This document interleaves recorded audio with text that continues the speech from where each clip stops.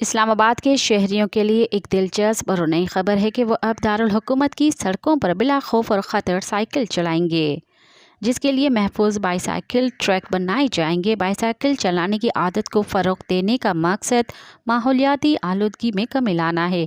CDA انتظامیہ نے اس مقصد کے لیے بائی سائیکلنگ لے منصوبہ تیار کیا ہے۔ منصوبے کے تحت عام بائی سائیکل کے علاوہ الیکٹرانک بائی سائیکل بھی متعارف کرائی جائیں گی۔ اسلام آباد شہر میں بائی سائیکل کا محفوظ نیٹ ورک تیار کیا جائے گا اور اس کا روٹ پورے شہر سے گزرے گا، جو 20 سیکٹر کا احاطہ کرے گا۔